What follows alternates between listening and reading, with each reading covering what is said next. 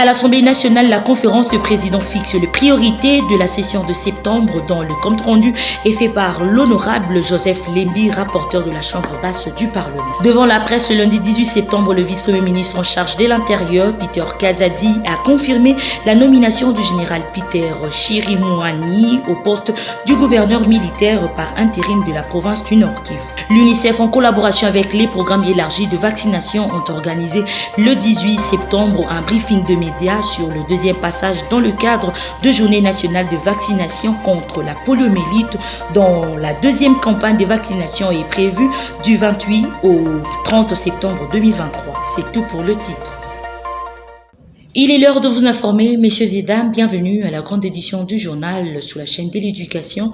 Dans l'actualité, à l'Assemblée nationale, la conférence de présidents fixe les priorités de la session de septembre. Suivez le compte rendu fait par l'honorable Joseph Lembi, le rapporteur de la Chambre basse du Parlement. Suivez.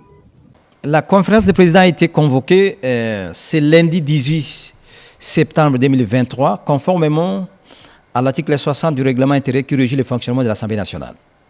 Plusieurs points inscrits à l'ordre du jour.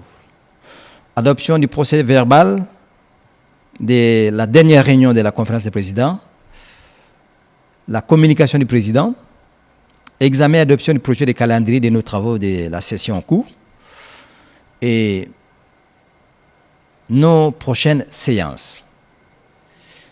Plusieurs préoccupations, plusieurs observations techniques et d'ordre administratif ont été soulevées. Plusieurs décisions ont été prises dont le bureau est chargé pour le suivi et l'exécution de toutes ces décisions. Mais ce qu'il faut retenir dans cette rencontre, l'essentiel est que pour cette session, qui est la dernière d'ailleurs, pour cette législature, le calendrier des travaux sera écourté par rapport aux élections qui se tiendront le 20 décembre de cette année. Nous avons donné priorité de certaines matières, entre autres la reddition des comptes, le budget de la République pour l'exercice 2024 et quelques projets de ratification. Alors, pour dire que les échanges ont été fructueux et tous, nous avons été d'accord pour adopter ces calendriers. De manière plus pratique, la séance plénière de ce mercredi est consacrée pour l'adoption de ces calendriers. Et le vendredi, il y aura une autre plénière. Je crois bien que ça sera pour débattre sur la reddition des comptes. Voilà l'essentiel de notre réunion de ce jour. Je vous remercie. Devant la presse, le lundi 18 septembre 2023, le vice-premier ministre en charge de l'Intérieur, Peter Kazadi, a confirmé la nomination du général Peter Chirimwani au poste du nouveau gouverneur militaire par intérim de la province du Nord-Kivu, et c'est par l'arrêté du vice-premier ministre de la Défense nationale. Suivez. Le vice-premier ministre de la Défense a pris un arrêté portant nomination d'un gouverneur intérimaire. Comme vous le savez, nous sommes dans un état de siège qui a ses exigences.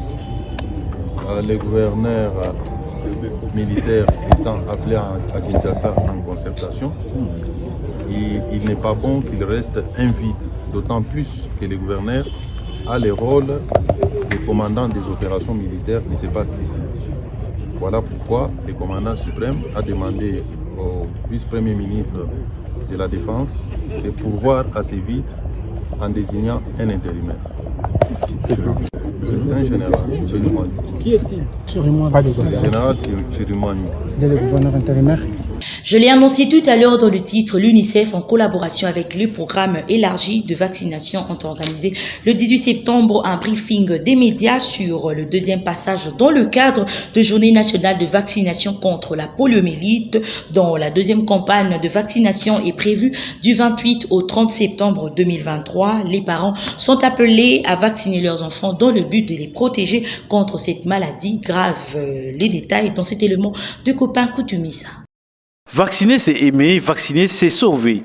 L'objectif principal de ces briefings des médias rentre dans le cadre de la deuxième phase des journées nationales de vaccination contre la polio qui vise à appeler les parents à faire vacciner leurs enfants contre cette maladie grave et très dangereuse qui paralyse à vie et parfois entraîne la mort. La prochaine campagne de vaccination aura lieu du 28 au 30 septembre 2023 car la RDC a enregistré près de 930 enfants paralysés par la poliovirus de 2017 à 2023, a indiqué le docteur Fabrice Mawa, chargé des activités de vaccination supplémentaires au comité des opérations d'urgence polio. De 2017 en 2023, la RDC a enregistré près de 930 enfants paralysés par les poliovirus.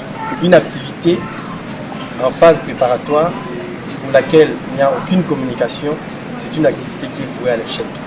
Voilà pourquoi nous avons fait appel aux journalistes, aux hommes, aux dames des médias pour nous aider à passer le message aux parents et aux tuteurs d'enfants pour qu'ils nous amènent au service de vaccination pour la routine, mais surtout qu'ils acceptent la vaccination qui arrive sous forme de campagne de masse contre la poliomyélite.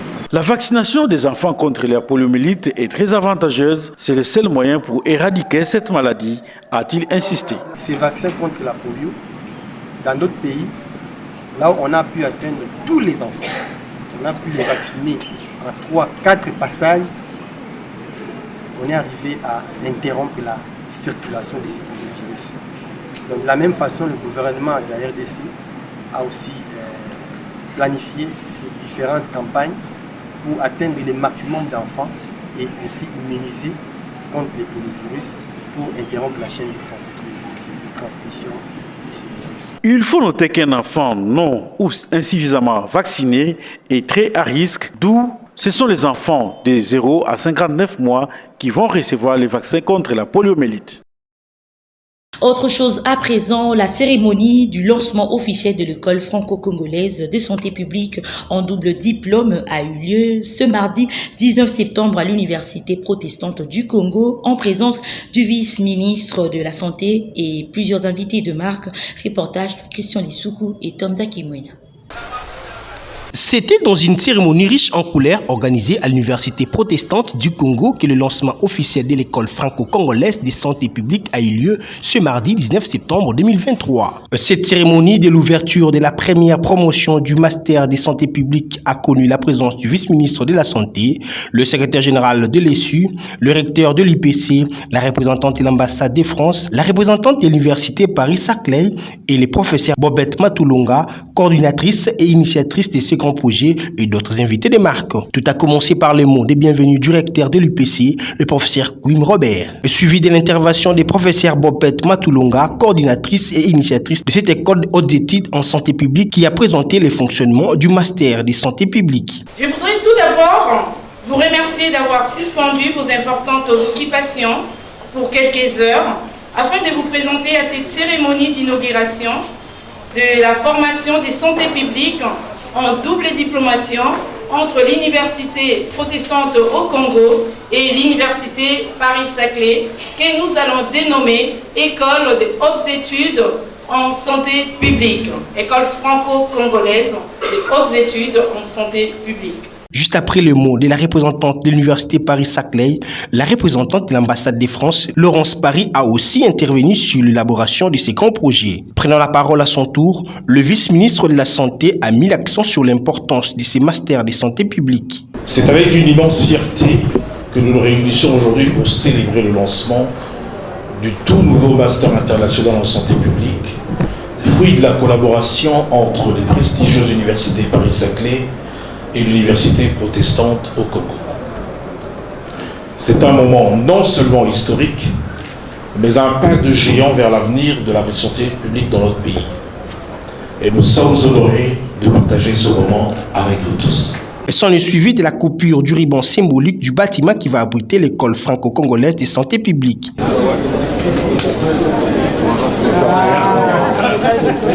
Après la coupure du ruban symbolique, ils ont visité l'école de hautes études en santé publique où le vice-ministre de la Santé a remis aux apprenants des machines. À la question de savoir les critères d'admission à l'école franco-congolaise de santé publique, le professeur Bobette Matulunga explique. Le process est assez long, j'avoue, mais ça commence par un concours, un dépôt des dossiers d'abord, un concours, il faut réussir au concours et ensuite vous pourrez accéder, mais sinon tout est inscrit sur notre site de l'université, l'école des hautes études en santé publique. Il faut noter que la réalisation de ce grand projet est le fruit de la coopération de l'Université protestante du Congo et l'Université Paris-Saclay. Parlons culture à présent. Junior Senga Elder, journaliste et écrivain, a pris part à la grande rentrée littéraire organisée par le Centre Wallonie-Bruxelles durant 3 jours au rond-point de Tuileries où il a exposé sur son ouvrage intitulé Les indignés sexuels, le reportage d'Olivier Mawila. Le Centre Wallonie-Bruxelles a organisé pendant 3 jours au rond-point Tuileries dans la commune de Lingwala la 7e édition de la grande rentrée littéraire de Kinshasa 2023 qui a réuni un bon nombre d'écrivains, femmes et hommes, parmi lesquels le journaliste et écrivain Junior Elder Senga qui a parlé de son ouvrage intitulé Les indignés sexuels. Ce profil de ce désir d'écrire, c'est pour ça qu'on a ce panel où on va justement parler en décolonisation se fera sans la littérature et la philosophie. J'aime ce panel. Après plusieurs interventions des différents auteurs qui ont exposé et sur les contenus de leurs ouvrages à tour de rôle par panel, Junior Elder Senga a intervenu sur la thématique « Écrire pour écrire » ou « Écrire pour une cause ». Moi j'aurais écrit pour une cause, par rapport à votre thématique bien sûr. Donc ma démarche est pour une cause. Moi je ne suis pas dans la démarche d'écrire pour écrire. Sinon ceux qui écrivent pour écrire, ils savent ce qu'ils font, mais moi j'écris pour une cause. Que ce soit pour la francophonie, ici présent, j'écris toujours pour des causes valables. À la question de savoir la motivation d'un écrivain dans l'exercice de son métier, Junior Elder Senga a éclairci l'opinion. Je me lance dans l'écriture, mais je ne dois pas faire de l'écriture mon gagne-pain, qui sont un sujet de survie. Si vous vous engagez dans l'écriture, tout en plaçant l'écriture comme étant votre revenu principal, vous ne pouvez jamais écrire. Et de deux, lorsque vous écrivez, ne mesurez pas le nombre de lecteurs. Écrivez parce que vous voulez transmettre ce que vous ressentez. Comme nous l'avons défini tout à l'heure, les différentes motivations par rapport à l'observation du monde qui nous entoure. Alors si vous écrivez en mesurant le nombre de lecteurs, en pensant si vous aurez quelque chose de retour, en fait, en retour, vous allez bénéficier de quelque chose pour votre survie, franchement vous allez abandonner le combat. S'en est suivi des questions et réponses sur les différentes questions qui entourent la littérature. Notons que Junior Elder Senga est auteur de plusieurs ouvrages dont Mes pensées, ma gloire, Les indignés sexuels, Francophonie, politique et perspective. L'école Révérend Kimsi de Lingwala a organisé la 2e édition de la remise des attestations de réussite aux finalistes le week-end dernier dans la salle polyvalente du collège Boboto sous la supervision du préfet des études Roli Mandiangou. Reportage de Delphin Tundula. La 10e édition de la cérémonie des remises des attestations de réussite de l'école Révérend Kimsi de Lingwala a eu lieu le week-end dernier dans la salle polyvalente du collège Boboto dans la commune de la Gombe en présence des enseignants, parents et finalistes. Le discours du président des élèves a donné le go à cette activité riche en couleurs supervisée par les préfets des études de Roli Mandiangou. 15 ans pour que vous fassiez de nous ce que nous sommes aujourd'hui. Diplômé de l'État congolais. Ce n'est qu'arrivé à terme de ces années d'études que nous avons su apprécier et reconnaître l'importance de ce par quoi nous sommes passés. Comme l'a dit Gérard Neval, tout est dans la fin. Les acharnements de nos tronches n'ont pas fleuri. Ne vous êtes pas sacrifiés pendant toutes ces années pour en arriver là, famille et parents. Vous pouvez être fiers de vos enfants. Soyez fiers de l'éducation parentale que vous leur avez fournie, qui leur ont permis d'être là aujourd'hui. Dans ce mot, le préfet des études de l'école Révérend Kimsi de Lingwala, Roli Mandiangou, a mis l'accent sur les grands travaux réalisés pour obtenir de bons résultats à l'exéta. Je dois commencer à remercier les parents pour leur dextérité à pouvoir aider les enfants à atteindre les objectifs. Il est difficile de scolariser les enfants arrivant en Kim parce que c'est une bourse. Mais lorsque vous acceptez de mettre de moyens pour l'évolution de ces enfants, nous ne pouvons que vous dire merci. S'en est suivi du moment phare de la cérémonie qui est celui de la remise des attestations de réussite aux finalistes. Voilà, allez là-bas un peu de temps.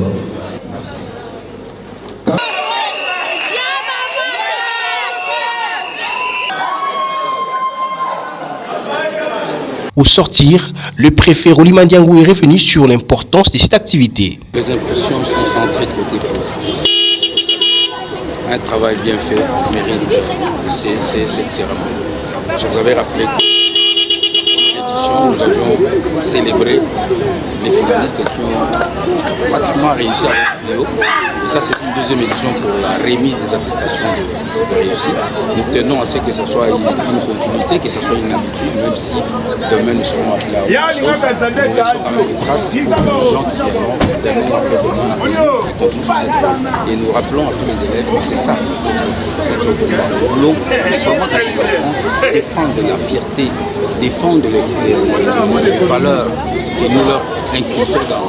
Notons que l'école Révérend Kim Sidé Lingwala a obtenu, comme à l'accoutumée, des bons résultats à l'Exeta édition 2022-2023. En société, les habitants du quartier Kondé dans la commune de Selembao lancent les cris de détresse sur ce qu'ils éprouvent comme difficulté en desserte en eau potable. Reportage de la Joie Makissi.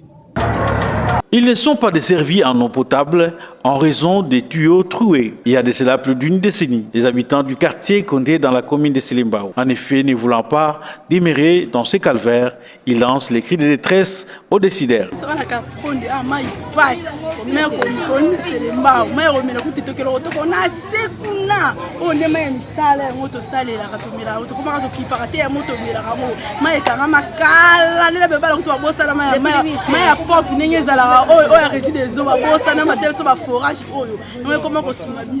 Depuis 2006, mai bane kata et bima lisusu te ko ko vuza to mala ba forage ka ba forage ta zo ke même forage be bima na ba air neza bede karami bo mo petit 17 mo pe bima no pete bozi bo ba bino ba chila mutu bo tira mabulu ba mbulungu to zo kemba awa passe l'équipe so ba bien te bimi to zo nyoka mo to za na Congo te mais to za ana na mboka ya Fati Beton na capitale. Mais régie des autres, il y a mais régie des autres, on va faire forage on peut avoir et puis on va air. Ce que derrière quand même si on va rati 17 h 18 h mais quand même mais quand même 18 h quand même dit bela tino bila 5 h sous.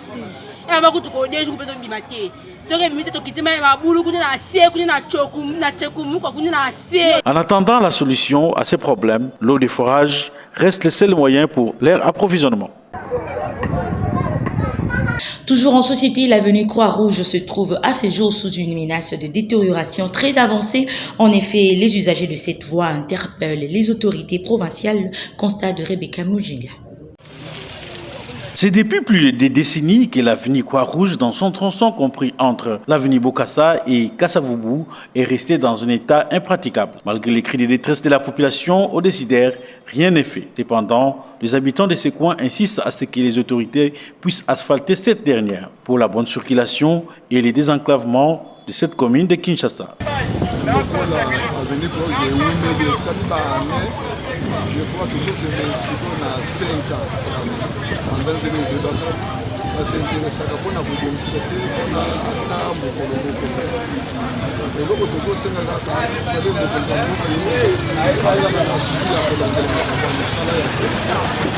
choses. Vraiment, temps est belé, en tout cas.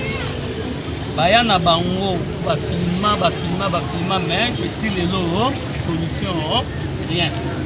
Nde seconde tosengi na bakonzi ya mboka basala nyonso parce que awa mai etondanaka awa egarande donc inondation depuis kala awa donc nzela ti lelo nanu ebongami ata moke te. Il faut signaler que pendant la saison de pluie ou quand il pleut, il est impossible d'emprunter cette avenue.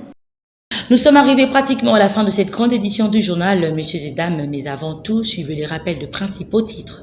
À l'Assemblée nationale, la conférence de président fixe les priorités de la session de septembre dont le compte rendu est fait par l'honorable Joseph Lembi, rapporteur de la Chambre basse du Parlement. Devant la presse, le lundi 18 septembre, le vice-premier ministre en charge de l'Intérieur, Peter Kazadi, a confirmé la nomination du général Peter Chirimouani au poste du gouverneur militaire par intérim de la province du Nord-Kivu. L'UNICEF, en collaboration avec les programmes élargis de vaccination, ont organisé le 18 septembre un briefing de médias sur le deuxième passage dans le cadre de Journée nationale de vaccination contre la poliomyélite, dont la deuxième campagne de vaccination est prévue du 28 au 30 septembre 2023. C'est tout pour le titre. Fin complète de cette grande édition du journal. Merci de nous avoir suivis. Nous disons un grand merci à l'équipe rédactionnelle et nous vous retrouvons prochainement. Au revoir.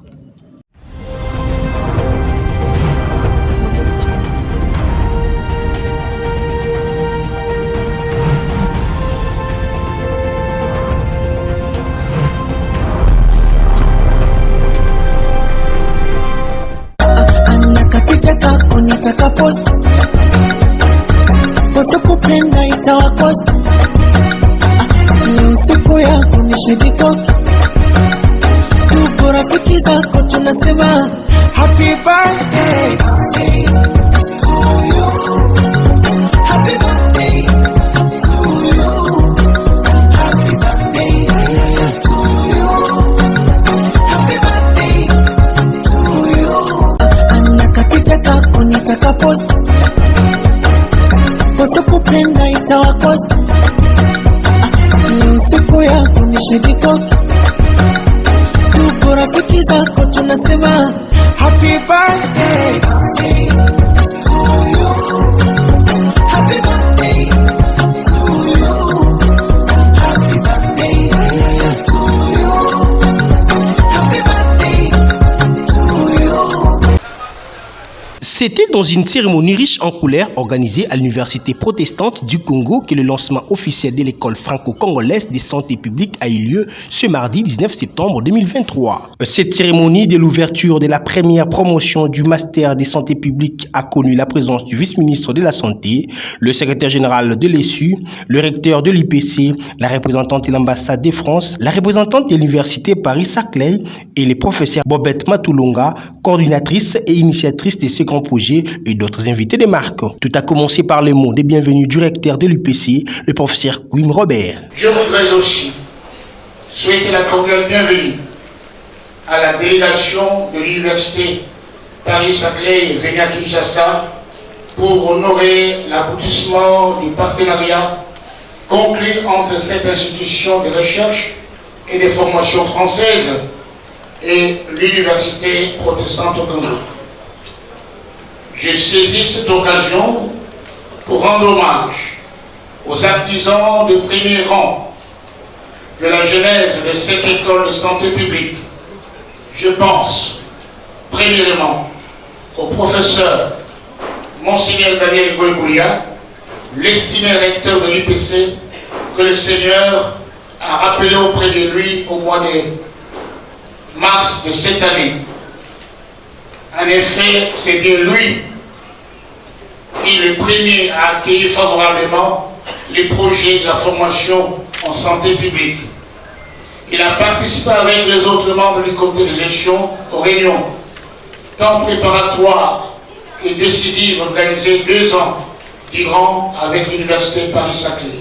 Suivi de l'intervention des professeurs Bobette Matulonga, coordinatrice et initiatrice de cette école de hautes études en santé publique qui a présenté le fonctionnement du master de santé publique. Je voudrais tout d'abord vous remercier d'avoir suspendu vos importantes occupations pour quelques heures afin de vous présenter à cette cérémonie d'inauguration de la formation des santé publiques en double diplomation entre l'Université protestante au Congo et l'Université Paris-Saclay, que nous allons dénommer École de hautes études en santé publique, École franco-congolaise de hautes études en santé publique. Je suis donc heureuse de me trouver aujourd'hui devant vous pour vous présenter l'aboutissement de ces projets qui a pris plusieurs années de préparation avant d'en arriver là aujourd'hui.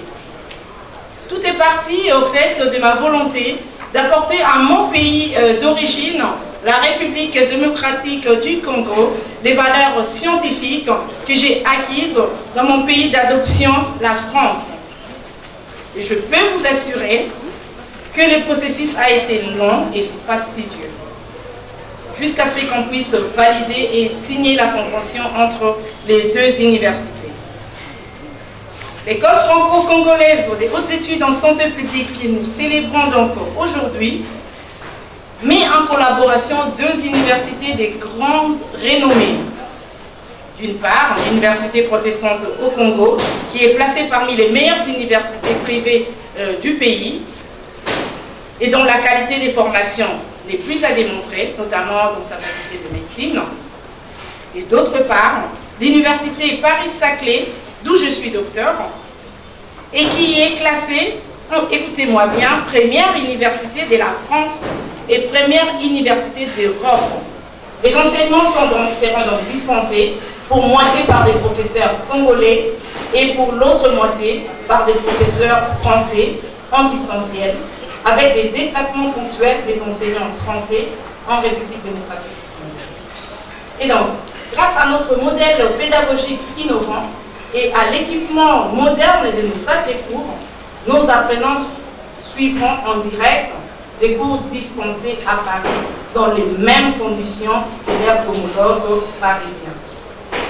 De plus, nos apprenants seront également accueillis à Paris pour des séances de regroupement. C'est donc là un vrai modèle d'échange bilatéral dans les deux sens. Juste après le mot de la représentante de l'université Paris-Saclay, la représentante de l'ambassade de France, Laurence Paris, a aussi intervenu sur l'élaboration de ces grands projets. Je me tiens aujourd'hui devant vous au nom de l'ambassadeur de France, actuellement absent du territoire, pour vous dire toute notre satisfaction de voir ce master se concrétiser et cette double diplomation voir le jour. L'ambassade de France a mis comme priorité essentielle l'appui à l'enseignement supérieur en RDC et cela se traduit à travers un appui à beaucoup de projets et à des bourses de doctorat notamment pour renforcer les capacités des enseignants du supérieur en RDC. Et ce projet qui est aujourd'hui présenté devant vous de ce master ne nous a pas attendu. En fait, ça fait de très longues années, comme ça a bien été redit par Madame Bobette Matulonga, le professeur Bobette Matulonga et Madame la directrice adjointe, que ça date en fait déjà 2019, que ce projet est en cours de travail et nous avons essayé de l'appuyer du mieux que nous pouvions au niveau de l'ambassade, notamment à travers des gros projets qui peuvent être financés et nous espérons que la prochaine fois sera la bonne. Prenant la parole à son tour, le vice-ministre de la Santé a mis l'accent sur l'importance de ces masters de santé publique. C'est avec une immense fierté que nous nous réunissons aujourd'hui pour célébrer le lancement du tout nouveau master international en santé publique, fruit de la collaboration entre les prestigieuses universités Paris-Saclay et l'université protestante au Congo. C'est un moment non seulement historique, mais un pas de géant vers l'avenir de la santé publique dans notre pays. Et nous sommes honorés de partager ce moment avec vous tous. Permettez-moi d'abord de féliciter encore une fois, chaleureusement, toutes les personnes impliquées dans le présent programme novateur et ambitieux, particulièrement professeur Bobette Matulonga, fondatrice de l'école franco-congolaise des hautes études de santé publique en sigle EFCHESP. Je ne manquerai pas aussi de féliciter toutes les équipes des deux universités qui ont travaillé d'arrache-pied pour mettre en place ce master en santé publique. Je ne saurais vous citer tous ici, mais trouver l'expression de toute ma gratitude et mon profond respect pour la tâche ardue que vous venez d'accomplir. Ce jour voit enfin se réaliser votre vision qui avait déjà commencé en 2019. L'organisation de ce master en santé publique cadre avec l'engagement et la matérialisation de la couverture santé universelle vision politique chère au chef de l'État, son Excellence Félix Antoine Tshisekedi, chef de l'État. S'en est suivi de la coupure du ruban symbolique du bâtiment qui va abriter l'école franco-congolaise de santé publique.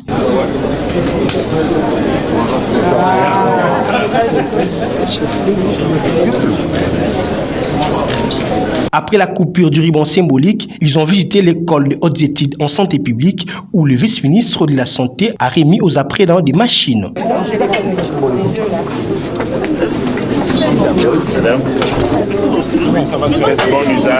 À la question de savoir les critères d'admission à l'école franco-congolaise de santé publique, le professeur Bobette Matulunga explique. Le process est assez long, j'avoue, mais ça commence par un concours, un dépôt des dossiers d'abord, un concours, il faut réussir au concours et ensuite vous pourrez accéder, mais sinon tout est inscrit sur notre site de l'université, l'école de hautes études en santé publique.